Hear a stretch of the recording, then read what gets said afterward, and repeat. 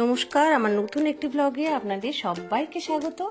তো এই দেবাদৃত মানে পাবলো তপতির ভাইপো, ওর উপনয়ন অনুষ্ঠানে আমরা গেছিলাম। তো অনুষ্ঠানটা একটু আমি ডিটেলসে ওদের কাছ থেকে জানলাম। আগেও গেছিলাম আমি, সুমনার ছেলে রামানুজ মানে আমার ছেলের বন্ধু, আর জয়িতাদির ছেলে অরিত্রর উপনয়ন ইয়েতে গেছিলাম আমি আমার বর আর ছেলের সঙ্গে। কিন্তু তখন ভালো করে জানা হয়নি, ইচ্ছে হলো, এবার একটু কৌতূহল হলো, জানলাম। তো সেটাই আপনাদের সঙ্গে একটু শেয়ার করছি। হয়তো অনেকের জানা, তবে একটু বললাম, একটু শেয়ার করছি আপনাদের সঙ্গে। উপনয়ন হলো সনাতন ধর্মের বৈদিক ও শাস্ত্রীয় অনুষ্ঠান। এই অনুষ্ঠানের মাধ্যমে সনাতন ধর্মাবলম্বী বালকেরা গায়ত্রী মন্ত্র সংস্কারে দীক্ষিত হয়। বৈদিক শাস্ত্রানুসারে উপনয়ন সনাতন ধর্মাবলম্বী বালকদের বৈদিক শিক্ষা দীক্ষা শুরুকালীন একটি গুরুত্বপূর্ণ সংস্কার অনুষ্ঠান। উপবিত ধারণের বয়স নাকি 7 থেকে 15 বছরের মধ্যে বীজোর বয়সে করা হয়। উপনয়নকালে বালকদের বৈদিক মন্ত্রপদের শিক্ষা দেওয়া হয় মনুস্মৃতি অনুযায়ী। এরপর তারা ব্রহ্মচারী হওয়ার যোগ্যতা অর্জন করে। উপনয়ন অনুষ্ঠানে শরীরে যজ্ঞোপবীত বা উপবীত ও প্রচলিত ভাষায় যাকে পৈতে বলা হয় সেটা ধারণ করা হয়। উপবীত প্রকৃতপক্ষে 3টি পবিত্র সুতো, যা দেবী সরস্বতী, গায়ত্রী এবং সাবিত্রীর প্রতীক। উপবীত ধারণের সময় উপবীতধারীরা গায়ত্রীর মন্ত্র শিক্ষা করে। এই যে ওকে মুন্ডন করা হচ্ছে, এর আগে বৃদ্ধি বাড়া বলুন, জল ভরা, গায়ে হলুদ, সব কিছু করা হয়, বিয়ের মতো অনুষ্ঠান একদম। তারপর দধিমঙ্গল পর্যন্ত করা হয়।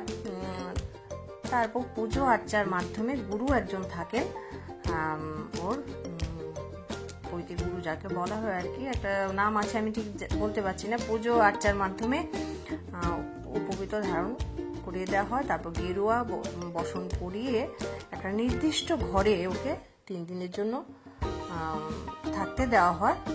ওর সঙ্গে একজন গুরুজন নিশ্চয়ই থাকতে পারেন। তারপর মা সহ অন্যান্যরা ওকে মানে নিকট আত্মীয় যারা আছে ওরা ওকে ভিক্ষে দান করে। তারপর নির্দিষ্ট ঘরে ও চলে যায়। তারপর পৈতে নেওয়ার 3 দিন পর ওইখানে ভোরবেলা অন্ধকার থাকতে থাকতে উঠে যে দণ্ডটা দেওয়া হয় সেটা পুকুরে নাকি পুঁতে দিতে হয়, যেন ও চান করে উপরে উঠে ভাসতে না দেখতে পায় আর কি। এই যে ও মুন্ডন করা হয়ে গেছে, সবাই একটু একটু আশীর্বাদ করছে। তো ওর মা, সবাই আপনারাও আমার সঙ্গে একটু আশীর্বাদ করুন বা ঠাকুরের কাছে প্রার্থনা করুন ও যেমন জীবনে সুস্থ থাকে, ভালো থাকে, অনেক বড় হয়, মানুষ হয়, মাথা উজ্জ্বল করে দেশের দোষের মান রাখতে পারে। ওর মা প্রথমে ভিক্ষে দিচ্ছে, একটু ভিক্ষাং দেখি নাই বলতে হয়। তারপর মা প্রথমে ভিক্ষে দেন, তারপর গুরুজনরা সবাই একে একে, এটা তপতির মা মানে ওর ঠাকুমা, উনি দিচ্ছেন।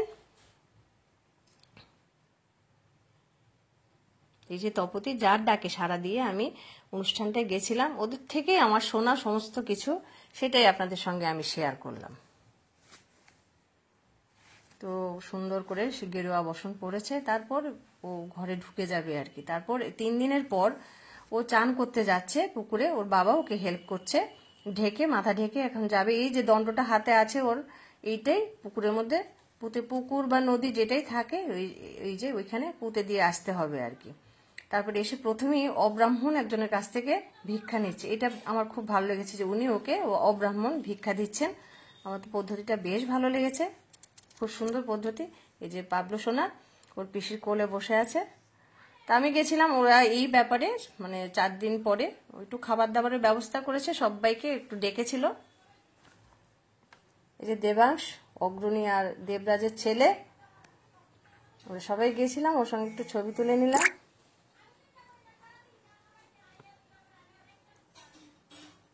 আর শ্রীধা, এরা সবাই আমাদের স্কুলে পড়ে। এখানে কি অনেকের সঙ্গে দেখা হয়েছে, পরিচিত। এই যে, তো আমি পাবলো সোনার সঙ্গে ভাবলাম একটু ছবি তুলে নিই। এই তো আজকে এখানে নায়ক যাকে বলা হয়, তো বন্ধুদের সঙ্গে খেলছিল, ছোট বাচ্চা তো, তাই তোকে ডেকে আনলাম একটু ছবি তুলতে। ও বন্ধুদের নিয়ে ছবি তুললো, বারণ করেনি। ও তপতি, ওর ডাকেই তো সারা দিয়ে গেছিলাম আমি। এই যে অগ্রণীর ছেলে দেবাংশ, তো উনি অনেকক্ষণ ধরে লক্ষ্য করছিলাম সবাই ছবি তুলছিলেন। তা আমি ভাবলাম ওনাকে একটু ডাকি। খুব মিষ্টি লাগছিল দেখতে, খুব হাসি খুশি, খুব সুন্দর করে সেজে এসছেন, খুব ভালো লাগছে আপনাকে। তো দেখা হবে নিশ্চয়ই আপনার সঙ্গে আবার কোনোদিন। ভালো থাকবেন। তো আছে ওর তপতির সব আত্মীয়রা এখানে বসে আছেন। হ্যাঁ, হ্যাঁ, নিশ্চয়ই দেখা হবে আপনাদের সঙ্গে। বেশ ভালো লাগলো এখানে এসে আপনাদের সঙ্গে কথা বলে। তো সেজদাও গেছিল, ওর ছোট পিসি গেছিল, সেজদার বন্ধু।